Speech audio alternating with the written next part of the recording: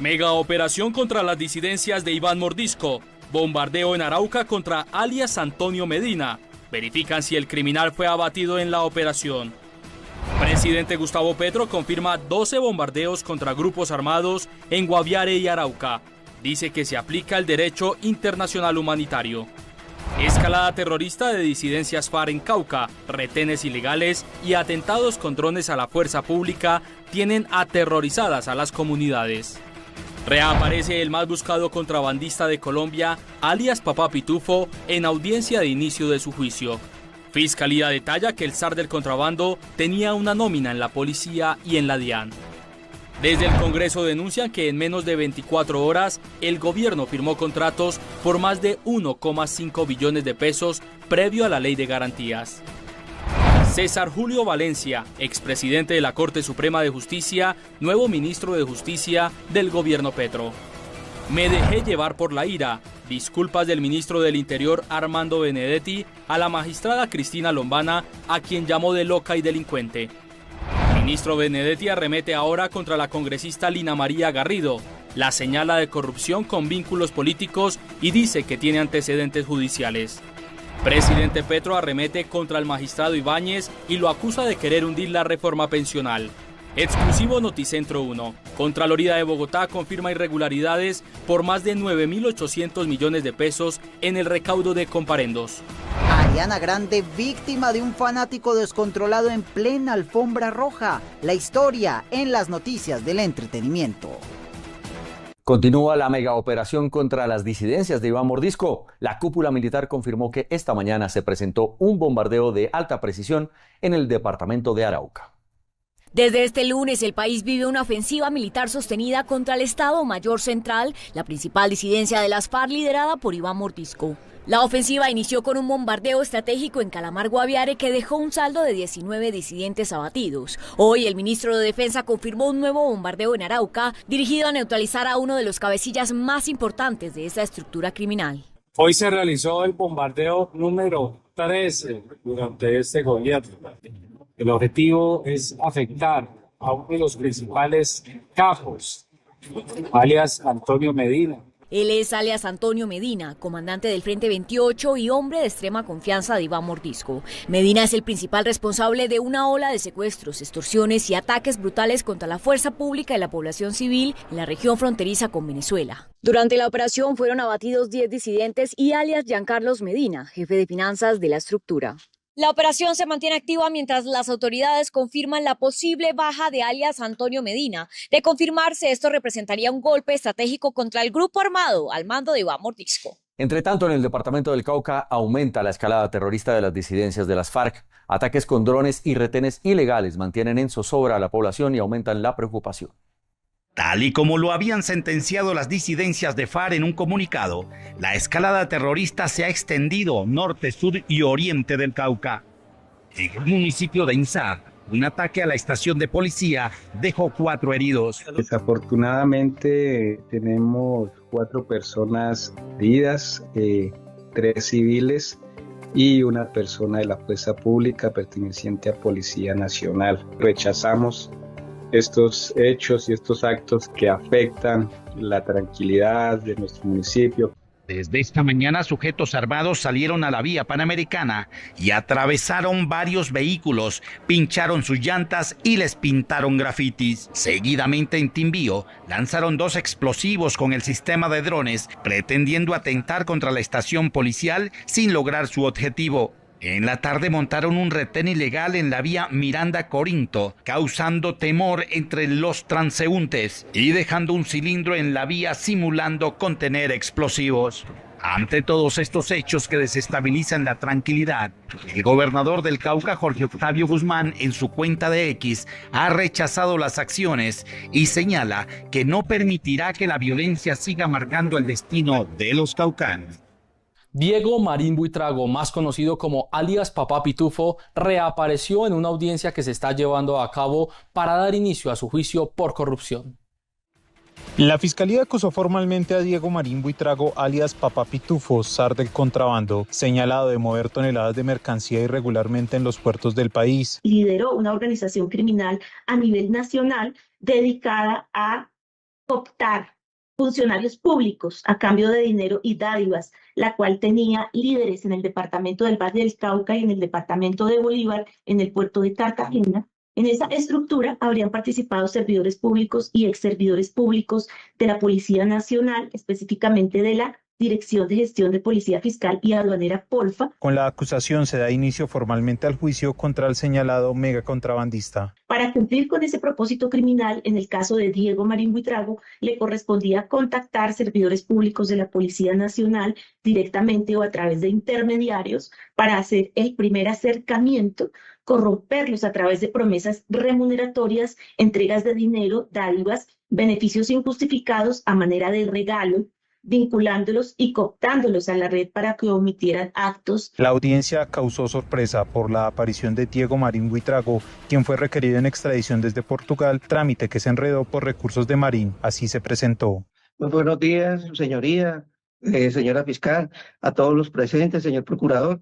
Soy Diego Marín Buitrago.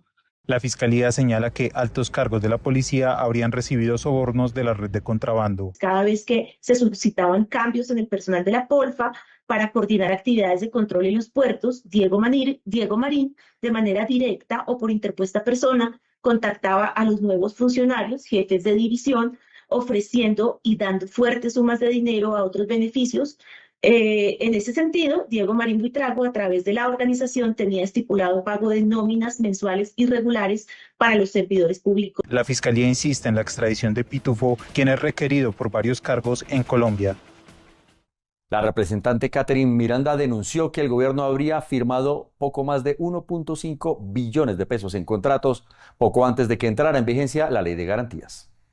La representante de la Cámara, Catherine Miranda, denunció que una semana antes de que entrara en vigencia la Ley de Garantías, el gobierno firmó contratos interadministrativos por 9 billones de pesos. Según la congresista, en un solo día fueron 1.5 billones. Añadió que se trata de una bofetada a la transparencia. Esto es una burla al control fiscal. Es una bofetada a la transparencia. Es el uso del Estado y de los impuestos como maquinaria política en este país. La congresista pidió a los entes de control prender las alarmas. Yo llamo a la Contraloría, a la Fiscalía y a la Procuraduría para que prendan las alarmas. La Ley de Garantías empezó a regir el 8 de noviembre. Se trata de un marco normativo que busca blindar la contratación pública durante los periodos electorales. El expresidente de la Corte Suprema de Justicia llega como nuevo ministro de Justicia. Se trata de César Julio Valencia Copete, designado por el presidente Gustavo Petro, y llega a reemplazar al doctor Eduardo Montealegre. El presidente Gustavo Petro oficializó el nombramiento de César Julio Valencia Copete como nuevo ministro de Justicia, destacando su trayectoria judicial y asegurando que su llegada al gabinete es en honor a los magistrados perseguidos en referencia al legado de la independencia de la rama judicial. Valencia es abogado del externado, especialista en derecho comercial y cuenta con más de 3 décadas de experiencia en la judicatura, desde juez municipal hasta magistrado y presidente de la Corte Suprema de Justicia. En honor a los magistrados perseguidos, será ministro de Justicia el exmagistrado César Julio Valencia Copete. Durante su paso por la Corte, Valencia Copete estuvo al frente de momentos críticos para la institucionalidad, incluyendo procesos como la parapolítica y las denuncias por interceptaciones ilegales. El ministro del Interior, Armando Benedetti, se disculpa por los ataques a la magistrada Cristina Lombana. Sin embargo, asegura que se mantiene en sus denuncias.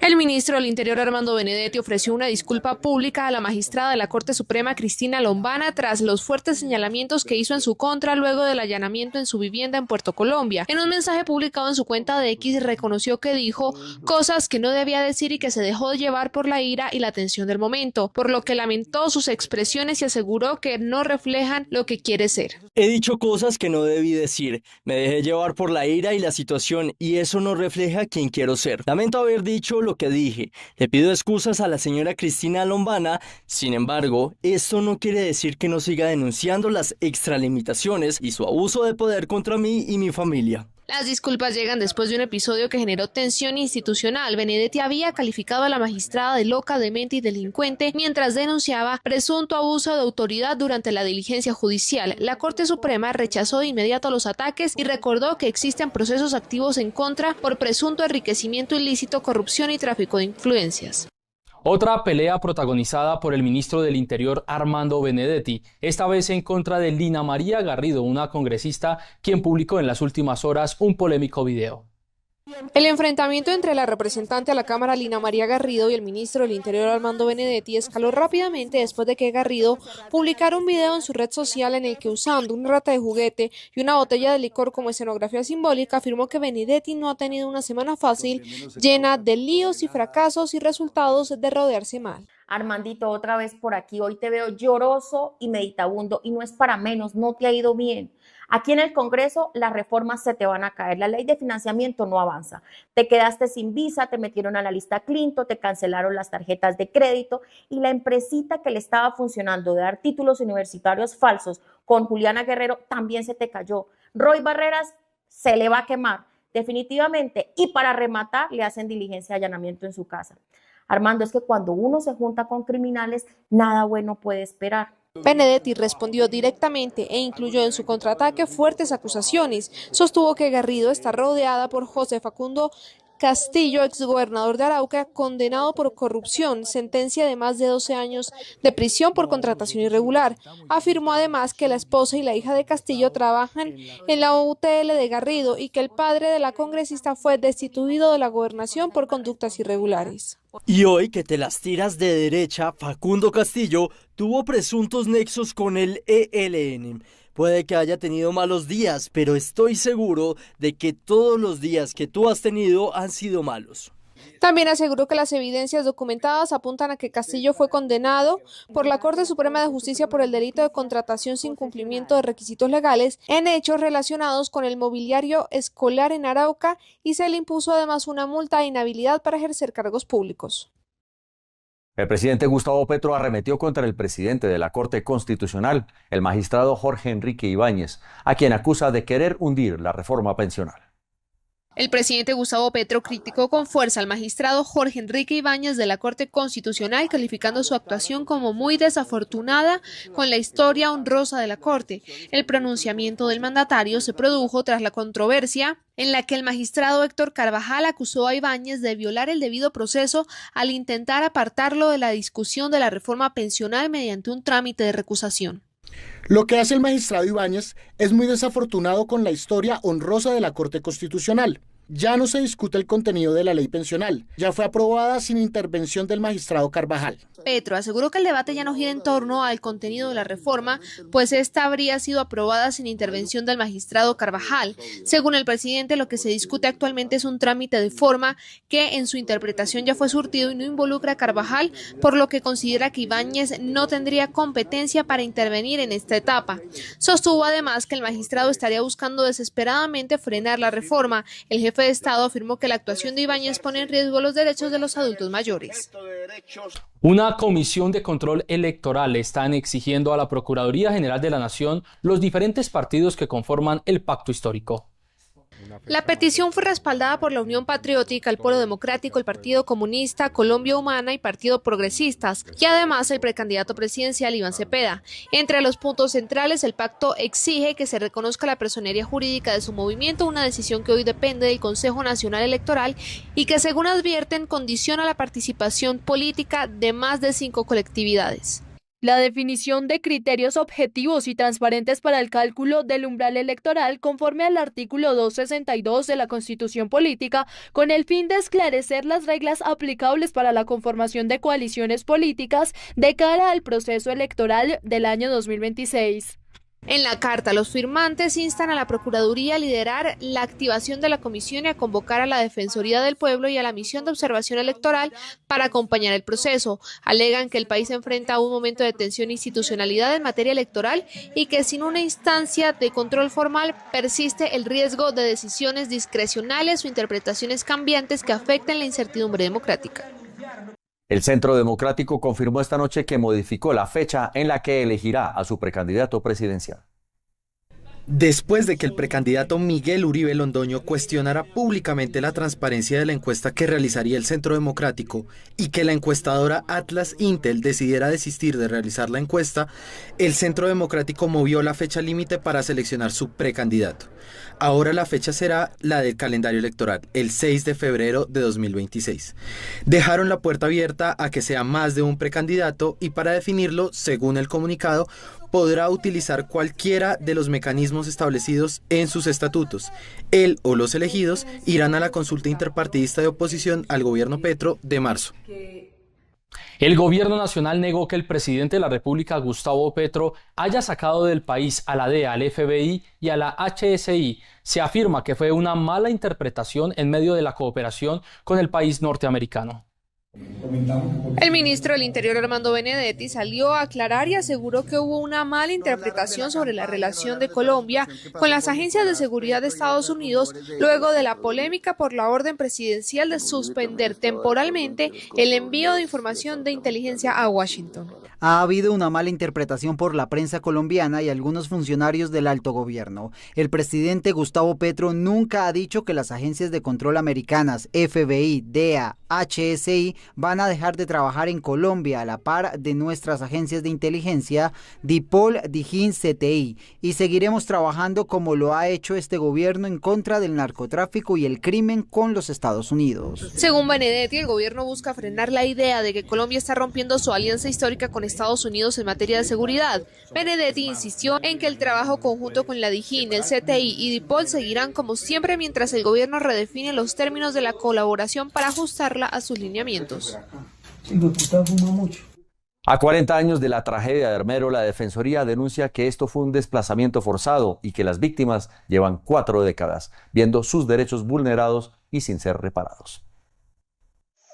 Hoy se cumplen 40 años de la tragedia que acabó con la vida de más de 20.000 personas. A 4 décadas del desastre, el informe de la Defensoría del Pueblo con apoyo de la ONU concluye que el Estado falló en su deber de protección y que la falta de atención continuada ha convertido a los sobrevivientes en víctimas de una vulneración de derechos de 40 años. La entidad denunció contundentemente el olvido estatal. El desastre de Armero fue un desplazamiento forzado por desastre que se ha prolongado en cuanto a los daños que sufrieron las personas por estos 40 años. Mientras la Defensoría exige priorizar la reparación, el gremio médico asegura que Colombia no está totalmente preparada para una emergencia de esta escala, haciendo un llamado urgente a la articulación institucional. La atención en emergencia debe ser atendida por múltiples entidades y esa coordinación se convierte en un elemento fundamental. El ICBF se disculpó públicamente con los familiares de los niños desaparecidos, pidiendo perdón por el dolor de 4 décadas de incertidumbre. Armero es hoy una deuda moral e histórica que exige del Estado no solo el perdón, sino la reparación completa. En la Casa de la Democracia, en el Congreso de la República, avanza un proyecto de ley que busca que los debates presidenciales sean obligatorios en nuestro país. La Comisión Primera de la Cámara de Representantes aprobó en primer debate el proyecto de ley que busca hacer obligatorios los debates públicos en campañas electorales, tanto para la presidencia, gobernaciones y alcaldías. Y ustedes honraron con su voto lo que dijeron las intervenciones, y es que es necesario que quien quiera ser alcalde, gobernador o presidente vaya a los debates. Una iniciativa que busca fortalecer la democracia, la transparencia electoral y el voto informado, para que, según los congresistas, ganen las ideas y no las maquinarias. Fortalece la democracia, que enfatiza los derechos de los votantes, en general, de todos los colombianos y colombianas, para estar bien informados a partir de debates que deben ser organizados de la mejor manera. La iniciativa contempla 3 sanciones para los candidatos que no asistan a los debates. 1, que devuelvan el 25% de los recursos de campaña. 2, se les restringirá espacios de pauta en medios públicos. Y 3, durante el debate quedará la silla vacía del candidato que haya decidido no asistir. Más de 150.000 pacientes de la nueva EPS dejaron de ser atendidos en la Clínica Versalles, una de las más importantes de Cali, por incumplimientos en los pagos de la entidad.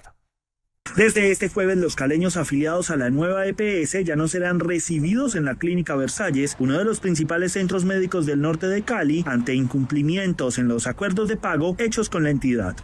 A pesar de los múltiples esfuerzos, la falta de cumplimiento por parte de Nueva EPS ha generado una situación financiera insostenible que impide mantener la operación adecuada de nuestros servicios. En Cali son más de 153.000 usuarios de esta entidad que se ven afectados por la millonaria deuda. Cerca de 17.000 millones de pesos aproximadamente está en deuda la nueva EPS con Clínica Versalles. Hacemos un llamado al gobierno nacional, a la agente interventora de la nueva EPS, para que regularice el flujo corriente de recursos y amortice en la medida de lo posible las deudas al sector hospitalario, sobre todo en la ciudad de Cali. La atención de los pacientes de la nueva EPS se concentrará en la clínica Rafael Uribe Uribe y en la red pública de la ciudad. Esta es una felicitación pública para dos de nuestros compañeros por parte de todo el equipo de Noticentro 1. En las últimas horas, el Congreso de la República y la Fundación Social Ideas condecoró con un galardón a dos de nuestros periodistas, el director de entretenimiento Alex Aldana y la periodista de entretenimiento Milena Ramírez. Todo esto por su aporte a la cultura. El Congreso de la República de Colombia, en conjunto con la Fundación Social Ideas, otorgó un reconocimiento de honor al director de entretenimiento de Noticentro 1, Alex Aldana, y a la periodista también de Noticentro 1, Milena Ramírez, por su destacada labor en la creación y producción de contenidos que enriquecen el panorama cultural del país. Estamos muy felices por este reconocimiento, lo recibimos en nombre de toda la gente que hace posible Noticentro 1, que trabaja diariamente por llevarles a ustedes información veraz, confiable y con mucha credibilidad. Además que este es un impulso también para todos los que hacemos entretenimiento en el país, para todos los periodistas también que llevamos esta bandera a lo más alto. La exaltación conjunta reconoce el impacto positivo de ambos profesionales en el desarrollo cultural del país. Sus contribuciones no solo fortalecen la industria del entretenimiento, sino que también refuerzan la importancia de divulgar contenidos que construyen tejido social y fomentan identidad. Exclusivo Noticentro 1. Presunta corrupción en la Secretaría de Movilidad de Bogotá. Se perdieron 9.800 millones de pesos producto de los comparendos de bogotanos ya pagos, 19.600 de ellos. 19.600 comparendos que se hicieron a bogotanos y que pagaron los ciudadanos, equivalentes a más de 9.700 millones de pesos, no aparecen en la Tesorería Distrital. Una auditoría realizada por la Contraloría Distrital durante el primer semestre de 2025 reveló graves irregularidades en el proceso de recaudo de comparendos correspondientes a un periodo de 6 años. ¿Por qué concepto? Inmovilización de vehículos, traslado a los parqueaderos y protección de los vehículos. ¿Cuánto recaudaron? Algo así como 48.700 millones de pesos. Y le entregaron a la Tesorería Distrital 38.800. Hay un diferencial de más o menos 9.800 millones de pesos. De acuerdo con el informe, el ente de control encontró una diferencia significativa entre los recursos reportados por la Secretaría Distrital y los valores efectivamente consignados en la Tesorería Distrital. No entendemos por qué el silencio tanto de la Secretaría de Movilidad como de la misma Contraloría, que fue la responsable de la elaboración e identificación del hallazgo. Desde el Consejo se advierte que se necesita esclarecer la diferencia contable y adoptar medidas que garanticen transparencia en el manejo de los recursos públicos de la ciudad. Bogotá. Esta es una noticia en desarrollo en Noticentro 1. Caótico es el panorama en la movilidad de la capital del país a esta hora en las inmediaciones del aeropuerto El Dorado tras el volcamiento de un furgón en la calle 26 con carrera 93 sentido occidente-oriente. El panorama refleja a cientos de viajeros caminando para no perder sus vuelos. Por su parte, el aeropuerto El Dorado advirtió a través de sus redes sociales que llegar al aeropuerto está tomando tiempo, por lo que recomiendan salir con anticipación y llegar temprano. Por lo pronto, las autoridades se encuentran en la zona para gestionar la movilidad. Escondidos bajo la estación de Transmilenio de la calle 45 en Bogotá, fueron encontrados 3 ladrones de cobre que son conocidos como los topos.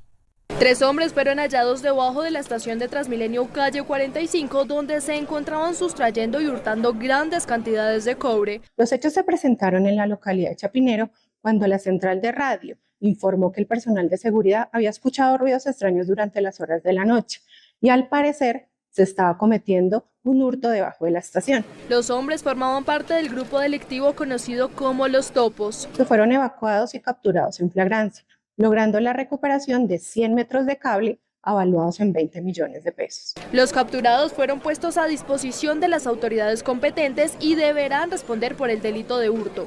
En lo que va de 2025 se han registrado 820 capturas por delitos en el sistema de Transmilenio y 18 de ellas han sido por robo de fibra óptica.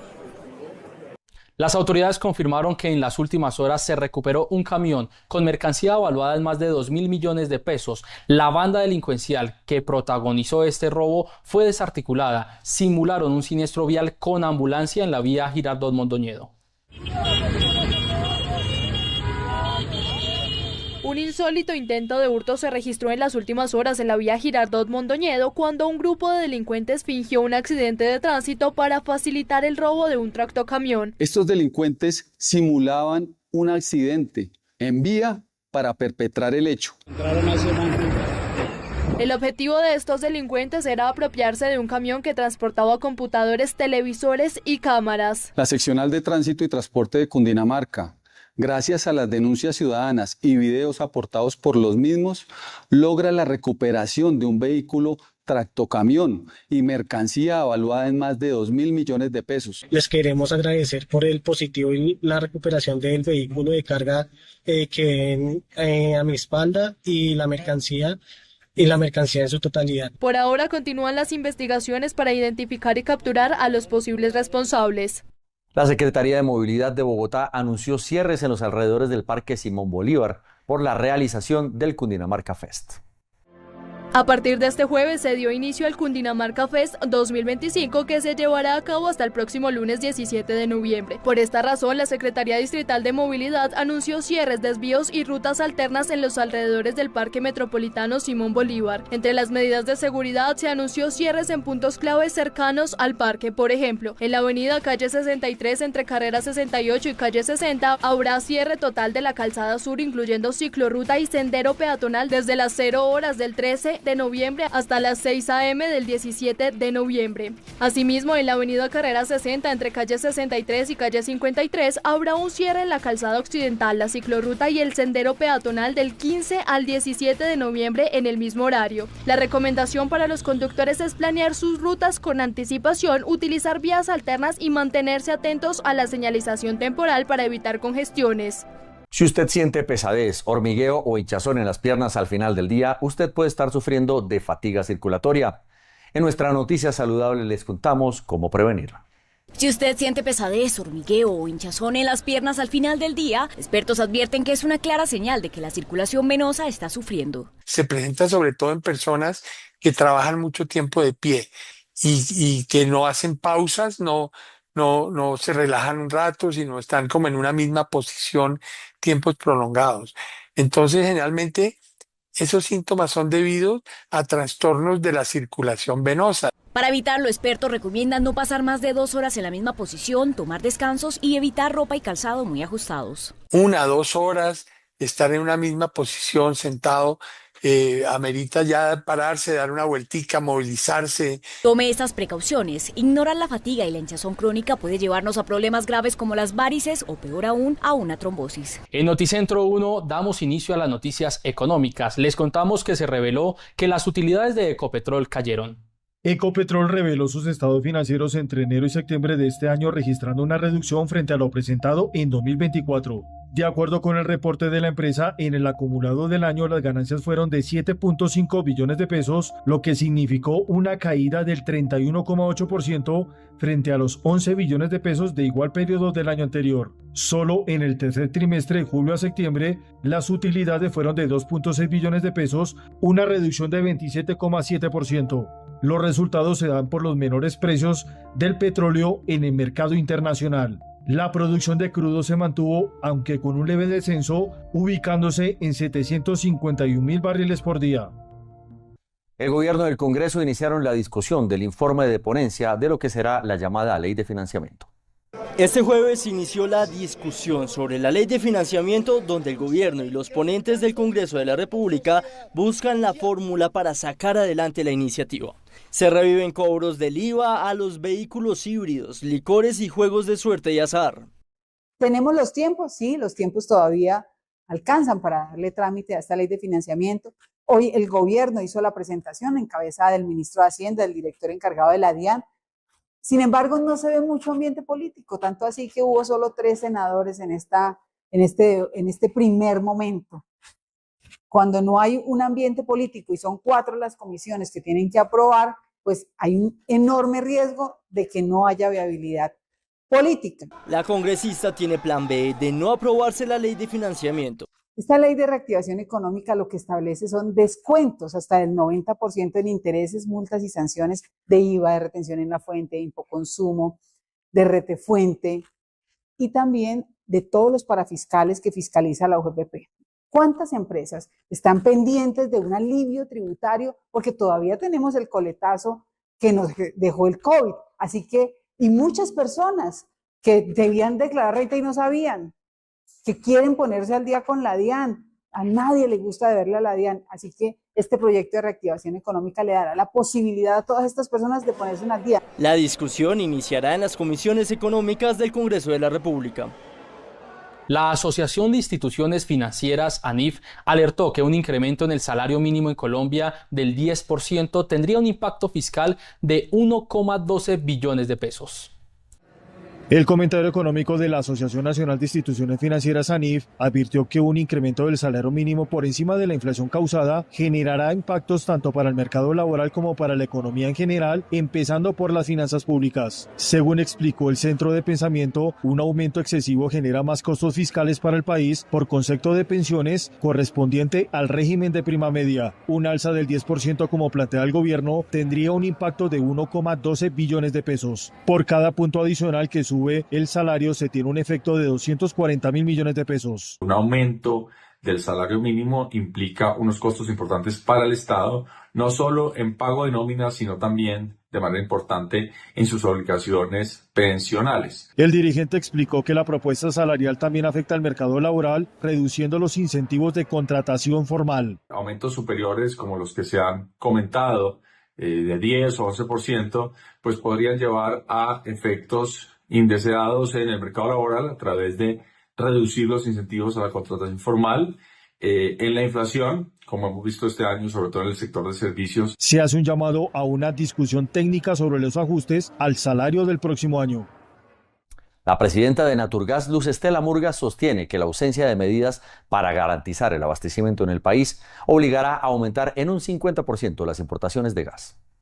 El gremio advirtió que la falta de medidas para el abastecimiento de gas va a obligar al país a incrementar la importación a futuro del 20% al 50%. Lo fundamental aquí es no solamente facilitar la infraestructura para importar las cantidades que se necesiten en los próximos años y evitar una interrupción en el servicio, sino también incrementar la producción nacional. Y hemos identificado unos proyectos estratégicos en Córdoba, un campo que se llama Recife, en Magdalena, La Belleza, Sirius, por supuesto, costa afuera, y también en Floreña, en los llanos orientales, que pueden agregar unos volúmenes no tan grandes, pero pueden ir reduciendo esas cantidades de gas importado en los próximos años. Naturgas agregó que en Colombia urge tomar decisiones para reactivar la exploración de hidrocarburos en el país, además de un consenso nacional para mantener el abastecimiento de gas. El problema de la industria del gas natural o del gas natural en Colombia no es de recursos,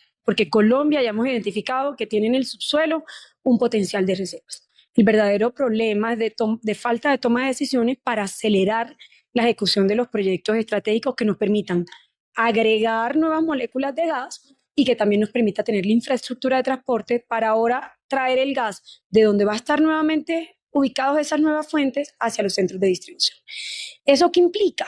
Que haya un consenso nacional en torno a proyectos de esta índole que son de interés general.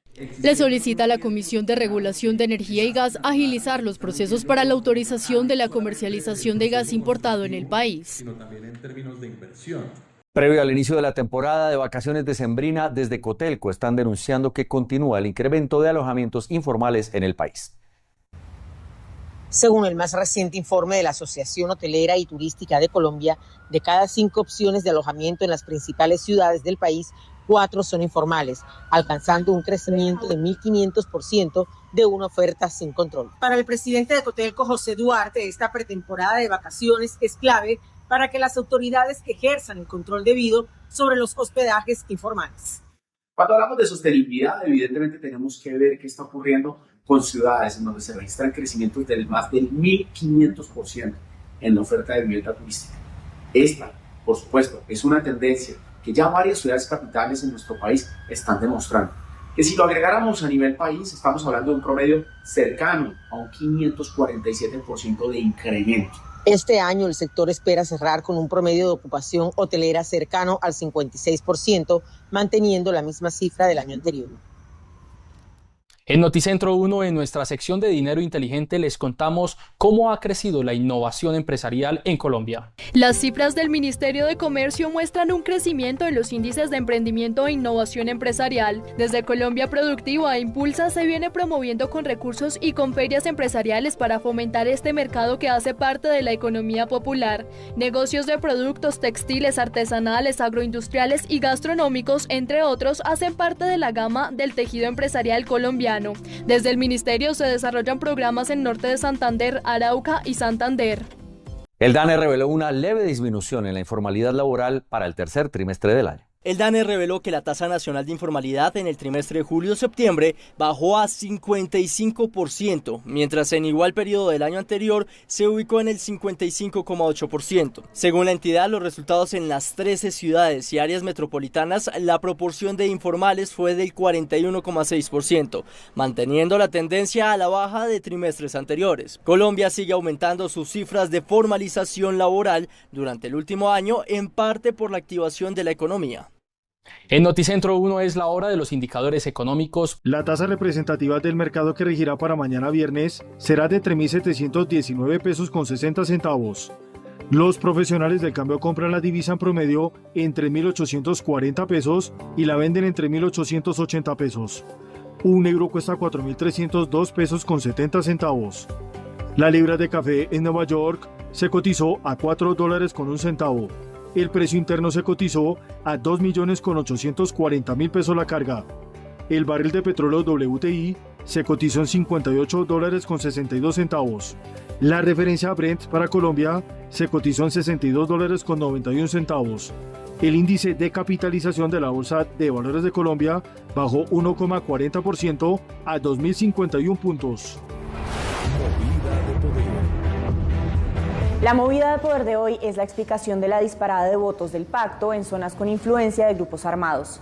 En su consulta, el pacto aumentó considerablemente su votación en municipios de Chocó y Nariño, 2 departamentos con alerta de la MOE por presencia de violentos. La pregunta obvia es si hubo presión de disidencias, ELN o Clan del Golfo. Pero en la silla llamamos a más de 15 fuentes. Lo que nos dicen es que ese crecimiento no se debe a presiones violentas. Miremos en Chocó. En Bajo y Medio Baudó, disputados por el ELN y el Clan del Golfo, la votación al Senado del pacto creció 12.000 y 26.000% respectivamente frente a 2022. Aunque son cifras sorprendentes, la explicación es sencilla. Esa vez solo competía el pacto y mucha gente salió a votar por cercanía con el proyecto de Petro. También hubo movimientos clave. Luis Guillermo Pérez, el más votado al Senado en el departamento, tiene esposa chocuana y le dio impulso allí. En municipios como Bajo Baudó, alcaldes del pacto promovieron la elección con sus maquinarias. A eso se suma la fidelización de votos con programas como Jóvenes en Paz, subsidios y obras del gobierno nacional. Y las redes también contaron. El influencer Wally fue el segundo más votado en Chocó sin pisar el departamento. En Nariño pasó algo parecido. La participación en la consulta del pacto fue del 14%, el doble del promedio nacional. Frente a 2022, el petrismo creció 31% en Senado y 13% en Cámara. Allí tampoco tuvieron que ver los grupos armados, sino las disputas políticas que elevaron la competencia. El gobernador Luis Alfonso Escobar, que viene de movimientos sociales, tuvo pulso con el representante Eric Velasco y cada uno puso su candidato a Cámara. Esa rivalidad movió a sus estructuras. Velasco además recibió respaldo de la senadora conservadora Liliana Benavides y del liberal Guillermo García Realpi, que está en la Junta de Ecopetrol, votos prestados que seguramente no estarán en 2026, cuando cada quien juegue por su lado. Además llegaron actores políticos externos como Pedro Flores, el más votado a nivel nacional. Allí el hijo de la representante conservadora Ruth Caicedo le alquiló la maquinaria por esta vez. El pacto creció en los territorios más frágiles del país, pero no por presión armada, sino por una suma de factores políticos, burocráticos y afectivos. Esa marea de votos tiene sus límites. En 2026, con todos los partidos en campaña, el terreno será mucho más disputado. El Tour Mundial de presentación de la segunda entrega de la taquillera película Wicked llegó a Singapur, donde cientos de personas recibieron al elenco de la historia. Sin embargo, lo que comenzó como una alfombra roja común y corriente, por poco termina saliéndose de control cuando este fanático de Ariana Grande, protagonista de la cinta, burló los filtros de seguridad, llegando a ella y abrazándola a la fuerza, lo que generó no solo la reacción del equipo de los artistas, también desató la furia de la coprotagonista de la producción, Cynthia Erivo, quien se abalanzó contra él para apartarlo de su amiga, quien terminó asustada. El joven fue controlado por el equipo de seguridad del evento y sacado del recinto, mientras que para las estrellas el show tuvo que continuar. Esto es entre dos, el mago y yo. Sin duda, el furor por Wicked 2 es mundial. En Colombia podremos ver la conclusión de esta historia desde este jueves 20 de noviembre. De momento pensé que habías cambiado. He cambiado. Moscow Girls, un bar con temática fitness atendido exclusivamente por mujeres, ha sido un éxito entre turistas extranjeros como entre clientes locales, desafiando el concepto tradicional japonés de belleza femenina. Viral en redes sociales, este lugar, que abrió a mediados de 2020, atrae a unos 100 clientes por día, la mayoría extranjeros. La tarifa de 6.000 yenes, unos 160.000 pesos colombianos, es una sesión de 80 minutos que incluye un batido de proteína y bebida ilimitada, mientras el personal ofrece un espectáculo. Juliana sigue consolidándose como una de las voces más importantes de Latinoamérica. Estrenó hoy su versión de Sin Medir Distancias, uno de los vallenatos más clásicos de Diomedes Díaz, compuesto por Gustavo Gutiérrez Cabello. Eliminar las tristezas, las mentiras, las traiciones, no importa que nunca encuentre el corazón. Yo decidí abrir esta versión con un discurso que decía que lo que más necesita esta tierra es sanar. Y uno no sana si uno no crea. Uno no sana si uno no se pone en el trabajo y en la tarea de poder construir una solución para poder sanar. La música es un vehículo. El arte en general tiene que ser un vehículo. La artista estuvo acompañada en el tema por el legendario Cocha Molina, acordeonero que también hizo parte de la versión original. El videoclip fue grabado en el Bronx Distrito Creativo, uno de los proyectos culturales más importantes de Bogotá. Allí los espacios lograron dar vida a la historia. Lo que significa Juliana como mujer, como una nueva generación de artistas colombianos, pero además el concepto que hay detrás de ella y que ella quiere como recoger dentro de su estilo musical, la colombianidad, la bogotaneidad, la pluriculturalidad, es parte de lo que hacemos en este escenario, ¿no?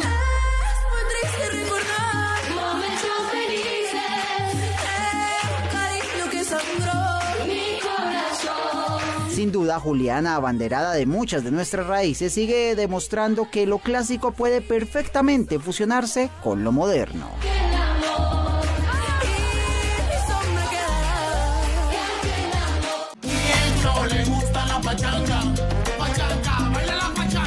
Con una fusión poderosa entre la salsa choque y los vibrantes sonidos del Pacífico colombiano, Cali Flow Latino vuelve a la escena con el lanzamiento que promete encender las pistas de baile. Colombia en el beat. Una propuesta que queríamos darle a todo Colombia. Tú sabes que la salsa choque es muy caleña, muy del Pacífico, pero lo que tratamos de hacer en este álbum es fusionar otros ritmos que son muy colombianos, entre eso la cumbia, entre eso la música del Pacífico, pero siempre va a tener el sello de Cali Flow Latino, la salsa siempre está presente. Es un álbum de 8 canciones.